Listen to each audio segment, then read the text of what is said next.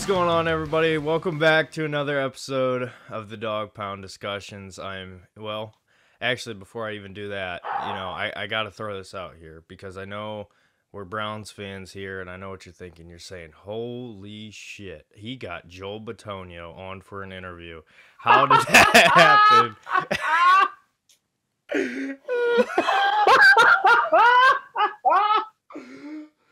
Oh, shit. I would like to throw out. That is not Joe Bitonio, even though there are striking similarities. That is, of course, to my right, probably your left, Tony Battaglio. How are you doing, sir? Well, great intro this week. I didn't see that coming. Full disclosure, I had no clue that was gonna happen. Yeah. Shout out to that dude on the Facebook comments who said I need to hydrate more before the show. Yeah, I'll work on it, buddy. Hey. Anyways, welcome to episode 5. This is the Winston episode. I can't believe they continue to allow us to do this show because what have we accomplished in the last Winston 5 weeks, episode, Derek? baby. We just make fun of each other. That's the whole show. But anyways, what do you want to start with today, Derek? Well, Tony, there's some news in the NFL world, as there's been for the past couple weeks. One, L'Jarius Sneed has been in trade talks for a while now, and I was starting to wonder if it was going to get done. Well, guess what? Here we are. L'Jarius Sneed has been traded from the Kansas City Chiefs to the Tennessee Titans for 2025 third-round pick and a 2024 7th-round pick swap. So, a couple different avenues we can go with this real fast. L'Jarius Sneed, great player. If I'm not mistaken, Pro Bowl corner. Guy who's been in the league for a while, played at a high level for a while, on a great team, Super Bowl champions. Going for a 3rd-round pick and a 7th-round pick, Tony. We talk about trading Greg Newsome. I think Newsome you might be able to get more for just because of the age, but good move by the Titans. They've had a good offseason, other than Will Levis being their quarterback, but we'll see. Great move from Tennessee. I mean, you're getting him for a 3rd because the 7th round's a pick swap. Feel bad for L'Jarius Sneed because you're going from a potential 3-peat down to probably a 3rd-place finish in the AFC South, if not worse. So, unfortunate for L'Jarius Sneed himself, but good for Kansas City, good for Tennessee. Get some money off the book for the Chiefs. Gives the Titans a good playmaker that they desperately need. As for other NFL news, Mike Williams signed a 1-year deal with the New York Jets. I'm just happy it wasn't the Pittsburgh Steelers. It'll give Zach Wilson someone to throw to when Aaron Rodgers pops his other Achilles 5 plays into week 1. Oh, gosh. Yeah, Mike Williams was a guy that a lot of people were talking about with the Browns because of his connection with Deshaun Watson. I didn't want it. I'm not a big fan of him. I think he's very injury prone.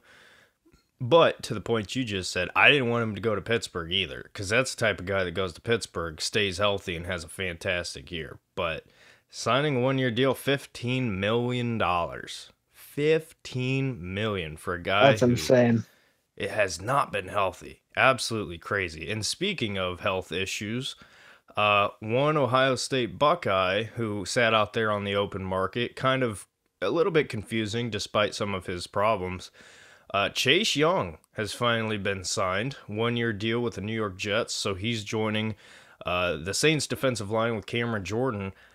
I think it's a good addition, Not bad for a year. What do you think, Tony? I like it. I think New Orleans loves having Ohio State players for some reason. Yeah. And one thing I've noticed, I will say, I don't ever yawn until we start this show. I think just hearing you talk makes me so tired. So tired of your voice and just hearing you week after week after week, man. You know what's funny is I don't ever get itchy before I get on this show, but staring at your beard all podcast long, it makes me just feel a little bit little bugs under the skin, if you will.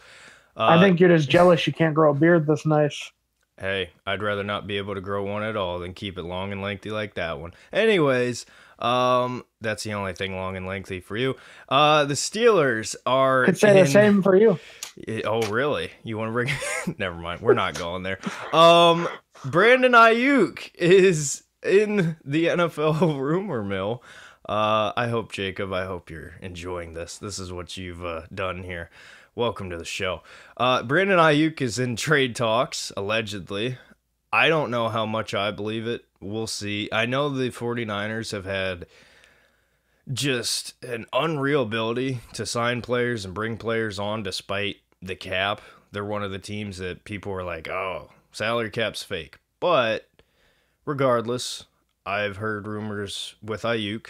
And, I guess before we get into a potential buyer for Brandon Ayuk, do you think he gets traded? Do you think it's a possibility? No, honestly, I think they find a way to keep him. They have too many weapons out there. Here we go with the yawning again. But yeah, I think they have too many weapons out in San Fran. I don't see them letting Ayuk walk, and if they do, I hope to God it's not Pittsburgh. Yeah. So, well, you just said it. Pittsburgh Steelers are a team that allegedly is a possibility for Brandon Ayuk. Despite Ayuk and Mike Tomlin looking like twins, I don't understand how the Steelers make sense. You go out and get Russell Wilson. They lose Deontay Johnson, but is he a fit with their offense? I don't see it. Well, first you got to get him a quarterback that can get him the football. Good Lord, dude. Dude, you take make a me nap. Tired. You bore me, Derek. Really? You bore me. You know what, Jacob? Throw the picture back up. He deserves it. Grandma SquarePants. Throw the picture back up. So boring. Yep, okay, there you go. Awesome. There Thanks, you go. Jacob. I'm glad this is what we're doing. Yeah. You bore me, man. That's all it is. Anyways, whatever, dude. The real question is, can Russell Wilson and Justin Fields get him the football? That's the problem. That's the fit for Pittsburgh and Brandon Ayuk. I don't think he'd have fun if he went there. I think he's better off with Brock Purdy. Even if he has to share touches with CMC and Kittle and all their other big-name guys, I think he's better off in the Bay Area where he actually has a scheme around him. Because let's be honest, I really do think he's the most explosive player in that offense. I think he's the best wideout option in that offense by far. And Ayuk is a dangerous threat. And again, if they do get rid of him, God, I hope it's anywhere else that isn't Pittsburgh or the AFC in general. I'd rather him not come to the AFC at all. It's already too stacked. Mm-hmm.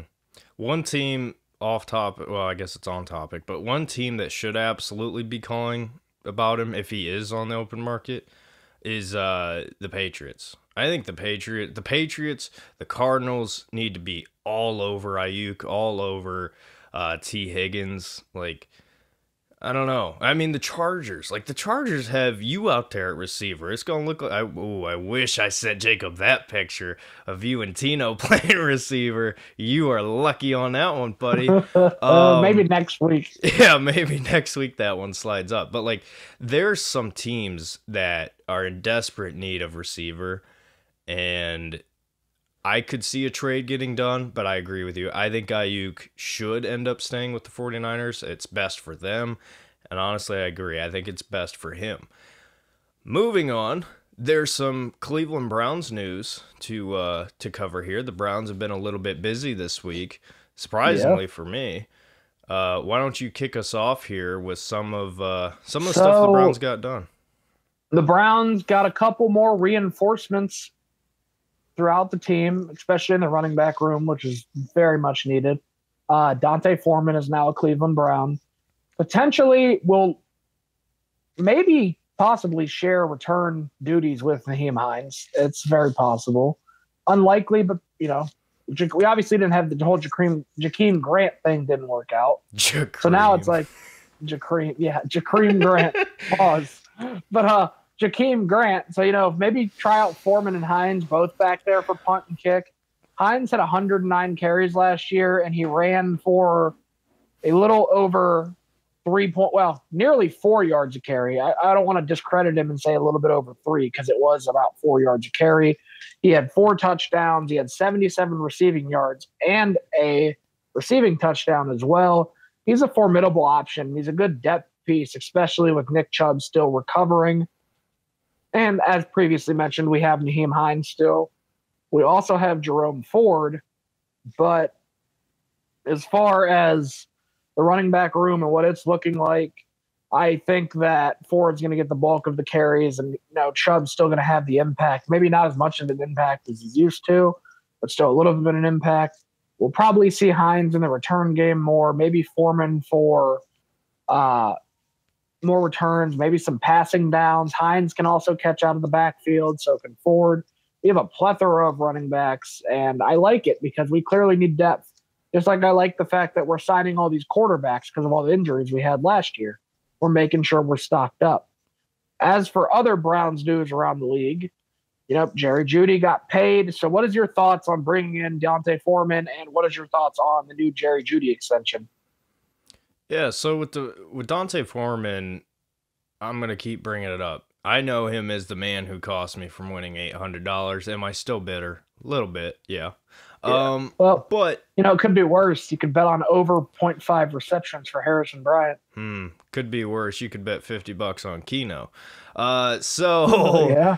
So yeah, the Browns signed D'Onta Foreman, and this is a guy that if you're a fantasy football owner, I think you want to think about putting him on your squad, because last year, Tony, we saw the Browns use Kareem Hunt, short yard situations, goal line, a lot of those sorts of things. I see kind of the same thing here with D'Onta Foreman, just a little bit bigger of a role. He's a bruiser. He's a guy who's going to just run downhill on you. Very similar as far as like what you're losing with Nick Chubb. You're getting a little bit of that back here with D'Onta Foreman. Obviously, it's not the same, but Chubb's it's gonna be a process getting him back. I'll put it to you like that. It's gonna be a process. You don't really know, even when he's back, you don't really know what he's gonna be, right? We all think he's this just unbelievable superhuman player, which he is.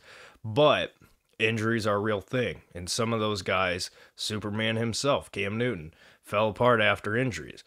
So Chubb is not an invincible player. Despite him already beating the same injury and coming back, you have to prepare for the worst, hope for the best. That's what this is. I think D'Onta Foreman is going to be that style of running back for you. Nyheim Hines, you mentioned it, the kick return, punt return guy. Also can use him on third down. And then Jerome Ford. I'm expecting Jerome Ford to maybe even take a bigger step forward this year. I think I would love to see that. It's absolutely time for him to, for lack of better terms, kind of get his shit together in the run game side of things, because he was great last year. Pass game, I'll never forget being in the bathroom at the Jets game when Flacco threw the ball to him and he just took it to the house, for the touchdown.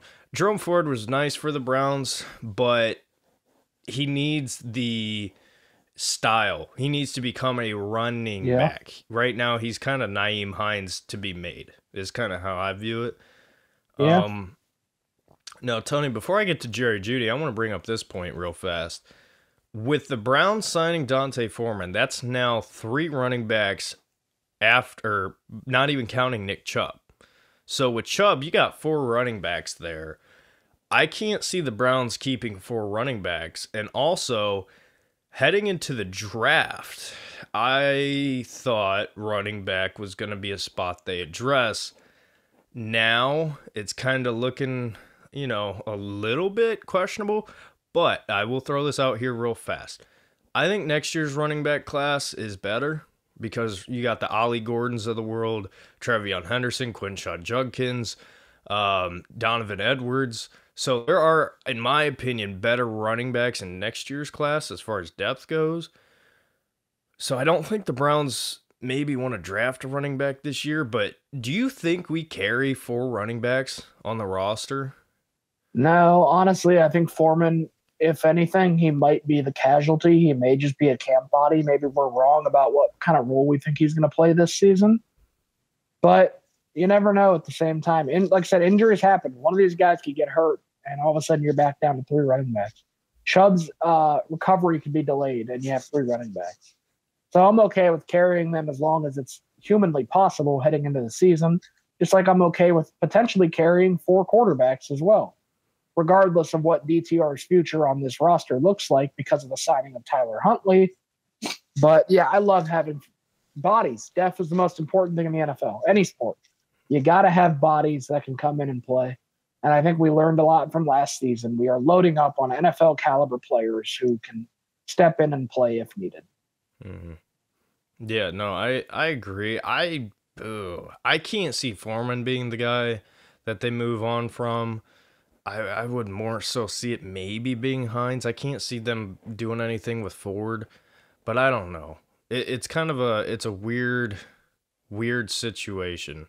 But in terms of guys who are not going anywhere anytime soon, you mentioned it. The Browns extended Jerry Jeudy to a 3-year contract worth up to $58 million, 41 of that guaranteed. So I'm going to let you go first on Jerry Jeudy. A lot of people freaking out about it. Some people throwing a fit, some people really happy. Oh, yeah, What's your thoughts? Very, very dividing of the fan base on this Jerry Jeudy extension. A lot of people think he doesn't deserve it.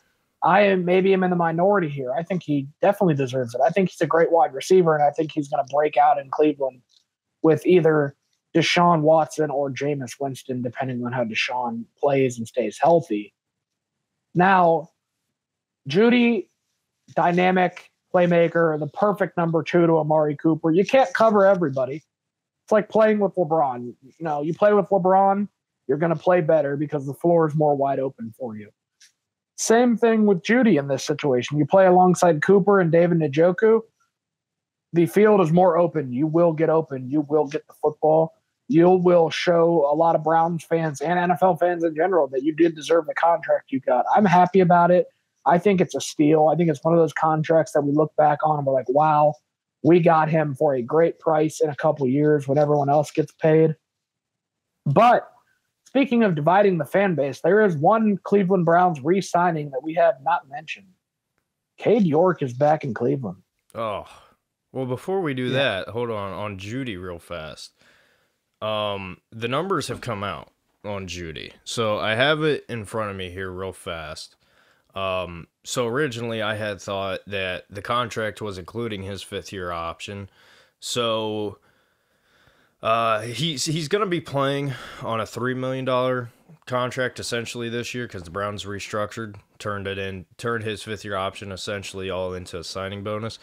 And then looking towards the future, it's going to be $16 million in 2025. So it's a little bit of an increase. And then in 2026, it's 13. And then in 2027, it is 17. Now, a lot of people are freaking out. I just want to say, keep in mind, the cap is going to rise. The Browns are going to restructure. So don't freak out about the contract too much. Again, Darnell Mooney's of the world, Gabe Davis's of the world are getting 13 mil. And with Jeudy, this is a 24-year-old, going to be 25, Blitnikoff Award winner, 15th overall pick.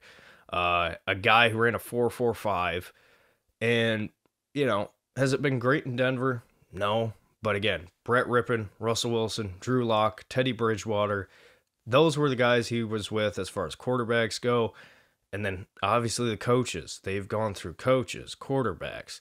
They've had a ton of problems there in Denver, and he's never been a 1,000-yard receiver. How can you have any faith in him and all that? He had damn near 1,000 yards, and I want to say 2022, it was like 970 something, and he missed a couple games. Had he played in those games, he would have blew out 1,000 yards. He would have been probably close to 1,100, something like that, and that's what I'm expecting for him. I think that's what he's going to get. So everybody's freaking out about it.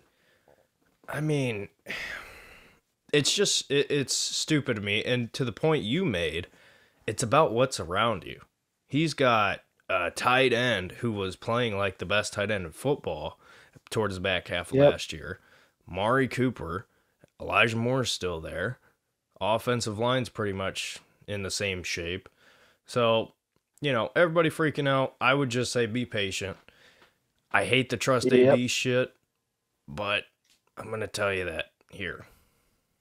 So, Yeah, Jerry Judy is going to be all right. I feel like I have total faith in him and the offense, and I think we'll be fine. So, touching back on Cade York, why? What are they thinking? I mean, I'm not going to freak out about it, but when I saw it, I was like, man, does this fan base not have enough issues? Like, I think it was very confusing, is what I think. I think Dustin Hopkins is clearly the answer in the future, and I don't know why even bring him back unless it's just a camp body. Be like, oh, we're going to pretend to give you a challenger. Cage sucks. mm-hmm. I don't want him anywhere near my team. We never should have wasted a pick on him. He had one big kick in his Browns career in a meaningless season. Yeah, I mean, that's about the extent of that for me. I can't see anything of importance here. I think he for sure is a camp body. It's not as if they feel unconfident with Dustin Hopkins. I mean, the dude quite literally came in from the Chargers and was damn near perfect for you. Cade York, I was a big fan of the pick when we got him. I thought he was going to be great. I think kicker's the hardest position to evaluate. I'm not even going to lie. I would rather evaluate quarterbacks, corners, receivers all day long before I can evaluate a kicker. Because if there was a sure thing, he was the sure thing. The dude was just absolutely bombing kicks at LSU and comes into Cleveland and, for whatever reason, the simplest of kicks he made look very hard. Always grateful for the kick season opener against the Carolina Panthers where we beat Baker Mayfield. Don't get me wrong. But I just see no good with this. Like, all you're doing is dividing the fan base even more. Like, what is the point? Like, what's the point? I agree. Makes no sense. Well, we can argue on if Cade York is a good fit or not, but one thing that is a good fit is TwoOneFits, and you should head on over to TwoOneFits.com and find your fit at TwoOneFits. They have Browns gear, Cavs gear, Guardians gear, Columbus Crew, Columbus Blue Jackets, Dawg bowls, Dawg bandanas, anything you could possibly want Cleveland-related, Lake Erie, the city of Cleveland-related merch. I think that about covers it. I don't think I'm forgetting anything. I think I've covered everything on Oh, yeah. Get your DF Sports merch, too. Obviously, don't forget about that. That's very important. He didn't do the pointing this week, so, it kind of threw me off. But anyways. Week after week of doing the pointing, you kind of figure after a while you kind of got it down. But at the same time, I feel like for you, Tony, every day you wake up, every day you go to sleep, you check the time and what's on your arm. You see my logo. And if you see my logo, you should just know. I don't think you can see it, but you can see it kind of, but you should just know that you need to go to TwoOneFits.com because that's where you can get the merch to match the tattoo. Yeah, I love your Derek. Yeah. So if you haven't been paying attention, it has been all but basically confirmed the Cleveland Browns are going to open up the season in Brazil against the Philadelphia Eagles. I don't know if I like that very much. Philadelphia is an early season team, and we're opening the season on a Friday night, which is even weirder. And we're going to a place where they will wax you down to the follicle in your hair. And I don't know if I trust my quarterbacks in a country like that. Deshaun might not come back from South America. I hate these special attraction games. And I'm going to be even more mad if it's a home game for us because that means we lose one in Cleveland, which is kind of irritating. I don't care if it's London. I don't care if it's Germany. I don't care if it's France, Mexico, Brazil, Canada. I don't care if you want to go. And have a game in the fucking downtown North Korea. I hate these damn special attraction games. They're so stupid. I get it. You want to expand the game, but come on. We do not need to go to Brazil on a Friday to open up the season. Maybe mid-season I can accept, but the first game of the year, the tone-setting game of the season, and we're going to play it on a Friday, and it's probably going to be like a fucking, I don't know, 8 a.m. kickoff, if not earlier for people here. It's frustrating, and no pun intended, but I think the Eagles will fucking wax us.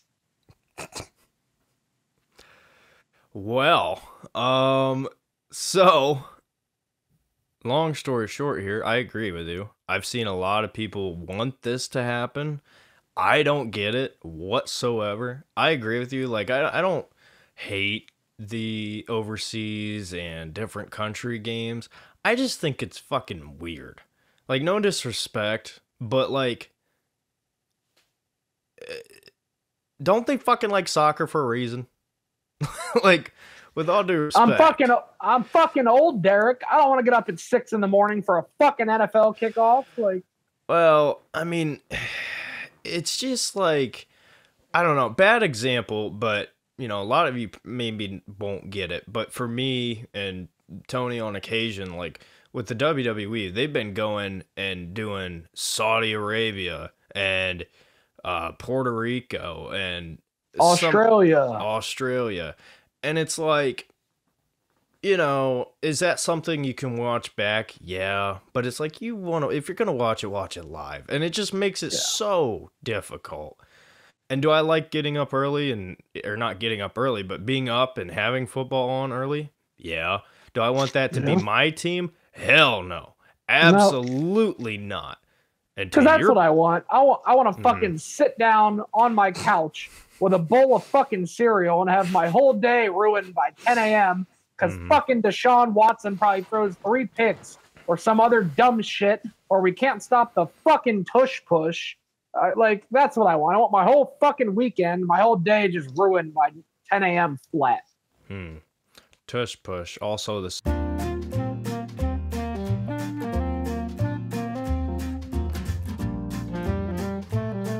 I just don't think you can say that.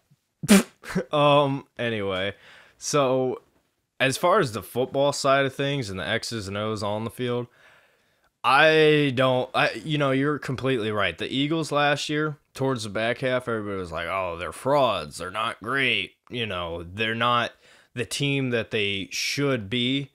But that Eagles team early on in the season last year was great. And they've all but gotten better. They add Saquon Barkley to a backfield with Jalen Hurts, an offensive line that's already good, and they still bring back A.J. Brown, Devontae Smith, Dallas Goedert. Like, that team is a damn good team. I think Sirianni's a clown, personally. I'm not a fan of his really at all. But at the same time, like, he's got so much talent to work with there. And you look, dude, year 2 of Jalen Carter. Like, the Eagles are going to be a good team. Are they a playoff contender? Are they actually going to be legit and make a Super Bowl run again? That remains to be seen. We'll have to find out. But in terms of, hey, do you want to play them week 1? No. Absolutely not. If you gave me the choice of who I want to play week 1, give me the Chargers, a team that might not be as good. Give me, who do we play? Denver, week 1. I would take the Bengals or Steelers or Ravens week 1 at this point. I'll play Philadelphia week 1. Yeah, over the Eagles in Brazil. Yeah. I mean, I think with the fan base, and I understand it, right? Cleveland is often overlooked and often disregarded, and it sucks. It's not fair to us, right? We're a damn good team, and we're a damn good city. A city that gets disrespected way too much. And I think a part of the fan base thinks that this is the NFL acknowledging us and kind of treating us as a team that's important. I don't see that at all. I think this is the NFL being like, fuck you. Guess what? You get the Eagles. You get to be sent to a different country. And now listen, there's two sides of this, right? The Browns go out, beat the Eagles, and look good. Hey, that's amazing. That would be great. But there's also the flip side of it, of like you said, Browns go out, get smacked around. Maybe they put up a fight or not at all and look terrible. Then, oh my gosh. Because guess what, Tony? Then your whole weekend's ruined. Just like Thursday night games. So, I don't know, dude. Mo Hurst comes out on his interview and says that it's happening. And then he comes out and says that he just assumed it based on what he heard from somebody. Do you think he's lying? I hope he's wrong. I hope he's wrong. I don't want to do it. I don't want to open up on a fucking Friday. No. Our whole weekend, like I said, the whole weekend will be ruined. Mm-hmm. What do we have to look forward to on Sunday? Fantasy football? Yeah, maybe. But, like, it's so dumb, man. Give me 1 p.m. games and give me a couple Monday games and a Sunday nighter. I'm happy. I don't need a Thursday night game. I don't need a Friday game. I don't need a fucking... I'll take a Thanksgiving game if you want to give us a Thursday game, but, like, I don't like the idea of opening up in a foreign country, first game of the season, all this pressure on this team, all this pressure on Deshaun Watson. No. And people ask, is this a make or break year for the Cleveland Browns? Absolutely it is. Because if they play bad again, if Deshaun looks like shit again, we got to move on. We have to move on from that contract. You cannot let it take you into cap hell, whether Taylor Swift continues to raise the NFL salary cap year after year or not. This is it. Prove yourself. $240 million. And I'm 30. So tired. Sorry, 230. I'm so tired of getting on Twitter, watching people just to fucking Deshaun Watson. No matter how bad he plays. I need that clip. Clip it. I don't give a fuck. I'm so tired of it. 11 games, and yes, he looked good in the second half game against the Ravens, but one fucking half of football. I need consistency, and I will pound the fucking table for this. Consistency is what Deshaun needs to show, and if he does it, it's over. This experiment's over. We're back at fucking square one. Probably a rebuild ahead, new coaching staff. Yes, absolutely a make or break year for the Browns. I'm tired of the excuses. I'm tired of the fanboys on Twitter. I'm tired of it. Yes. Fucking show that you're one of the best teams in the NFL. You want to be a Super Bowl contender? Fucking prove it. No more time. There's no more fucking time to waste. You know, I can't take it anymore, Derek. This is very frustrating. I'm so tired of next year, or if we did this, or this, it'd be different. Just go out on the field and play. Get the fuck off social media. Who cares who blocks who? I don't care. Who cares? Why our players are constantly arguing with people on social media? I don't give a fuck. Just play football and win, man. Stop letting the outside noise distract you. Like, just play football and win football games, man. That's all I want. I'm so tired. The fucking cheerleaders, dude. I can't take it anymore, Derek. Driving me crazy. I feel the same way with Notre Dame fans, man. It's always next year, or go cheer for a different team. Or, fuck you. I want my team to win, man. Why? Like, I'm so tired of these glass half empty or glass half full fans, bro. I just want a winning football team.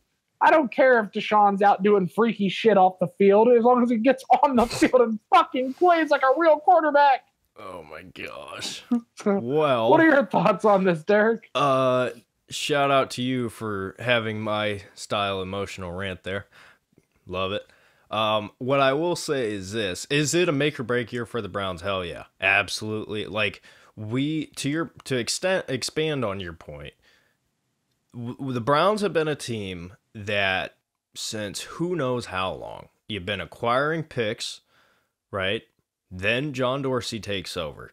You use those picks. Do all of them work? No. But guess what? You're acquiring talent. Your Denzel Wards, your David Njoku's, those type of guys. And I know Njoku wasn't Dorsey, but you get my point. Like, you're acquiring talent, acquiring picks, and this has been building and building and building to the point where, yes, on paper, the Cleveland Browns are one of the best rosters on paper.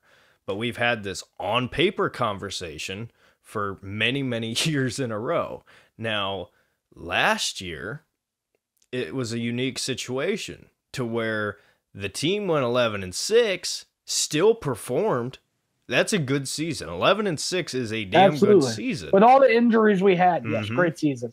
And disclaimer, yes, I went on my rant, but I'm not discrediting last season. We looked great given all the circumstances. But just like Deshaun, I want some consistency, man. I want another winning season. Yeah. I don't want one step forward, two steps back. Continue, Derek. Sorry to cut you off. No, you're good. But that's what it comes down to right there is the standard has been set. 11-6 with all your damn near all your starters hurt. You better come out and do at minimum 11-6 or better. And yes, the schedule's tougher. Things have changed. I understand. I'm not as dumb as you think.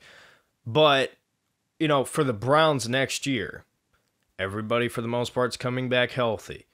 You mentioned it. Deshaun Watson is coming into year 3. He's played in 12 games.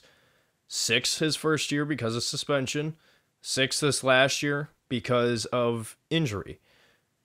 Now, I think both things can be true here. And I want to take a pause to just kind of address this real fast.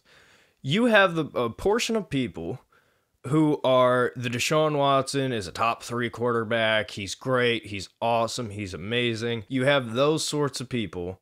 And then you have the other camp of Deshaun can do no right. He sucks. He's the worst thing that's ever happened. The Browns fucked up for the next 12 decades because of the trade. Like, you have no middle ground, right? You have the extreme positive or the extreme negative with Deshaun Watson. What I'm here to tell you is the truth probably lies in the middle. And based on what Deshaun's career has been, I don't think you can fairly evaluate. And I've said it time after time after time after time after time.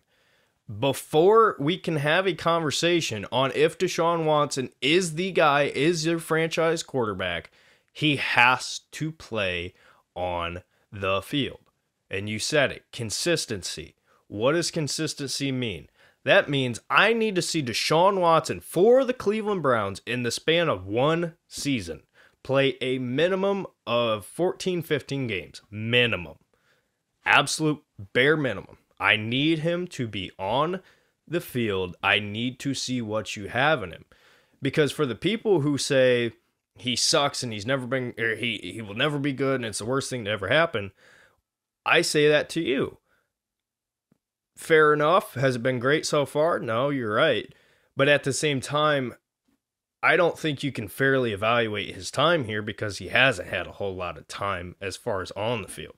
And for the people who say he's the greatest thing of all time and he's going to be a top 5 quarterback, lead the Browns to the promised land, what I'll tell you is this. In the 12 games that Deshaun Watson has played, the Cardinals game, the Titans game, and then the half of the Baltimore game is really the only 3 games you can point to and say those were good games. Now, has he had good moments in games? Yes, that's a different story. But in terms of that consistency that we're talking about, we just haven't had it, but we also haven't really had the opportunity to have it. So I think these emotional sides of things, I think people need to just let it be, right? Let it be. Because guess what? Maybe Deshaun Watson isn't a top 5 quarterback anymore. But also, maybe he's not the worst quarterback. What if the truth lies in the middle? What if Deshaun Watson goes out there this year and, puts up a 30 touchdown, 6 interception type year, something along those lines with, a handful of rushing touchdowns? What if he is not Mahomes or Allen or Burrow, since Bengals fans think they're still going to be good, even though they've had a rough offseason? They won't admit it. What if Deshaun Watson lies around Justin Herbert, right? Justin Herbert, we talk about Great quarterback. He's awesome. Well, guess what? Yes, the Chargers sucked, but, he hasn't necessarily put up the best of the best numbers, but people still talk about him as a good quarterback. All I'm saying, both sides are too emotional. I think the truth lies in the middle. I think we have yet to see truly what Deshaun can be. And also, one other quick thing I will say. There is a chance that what we're saying doesn't happen. There's a chance that with Deshaun's shoulder injury, he gets hit again, and he is out. If that were to be the case, that Deshaun Watson is hurt again, 100% spot on correct, the Browns must look elsewhere. They have to find a way to figure it out. Because the NFL you got a short window. And the Browns have been finding ways, I think, to extend their window another year or two.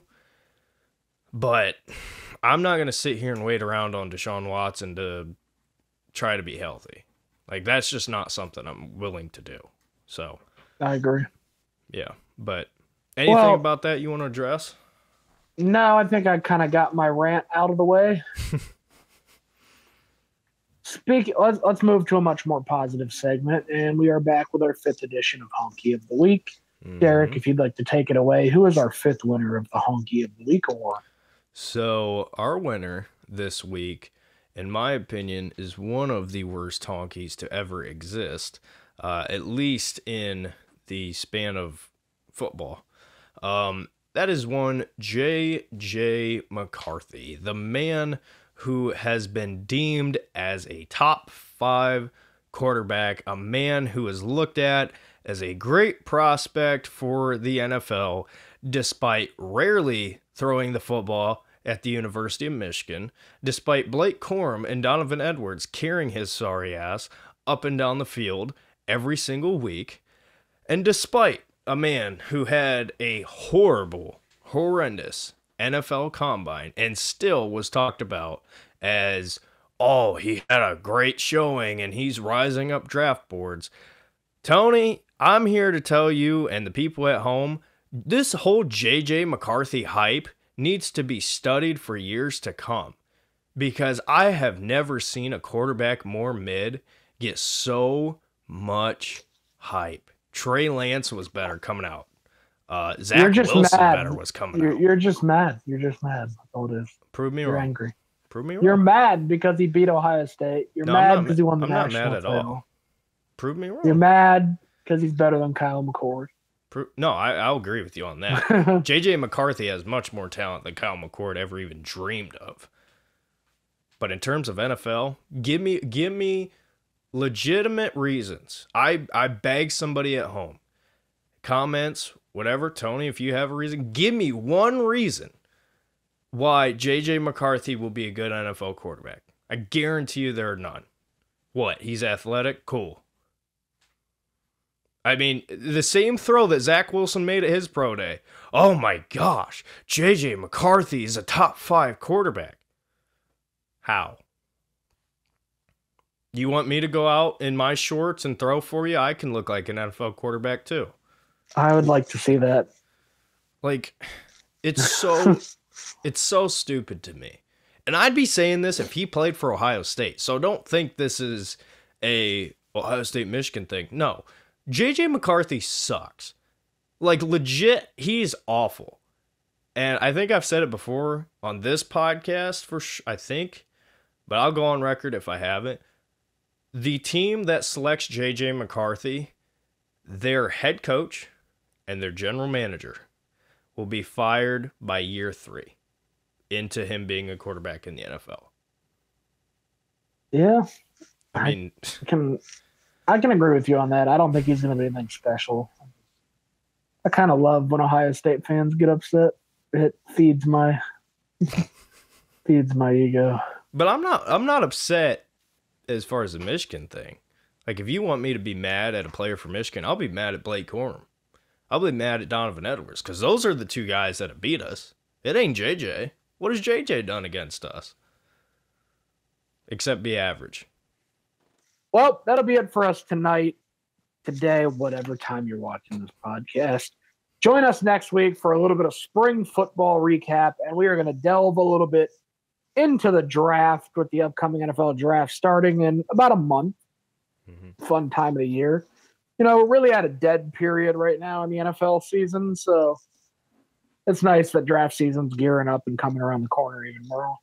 And is there anything else you want to add to wrap up the show? Yeah, so we wanted to give out a special thanks. For those of you unaware, we are proud to be a part of the Dogs Media Network. Everything from college football, college baseball, the NFL, and much more. There is a team of writers putting out great content every day, growing lists of podcasts to check out. Go to collegefootballdogs.com to support the show and the work that we are doing here at the Dogs Media Network.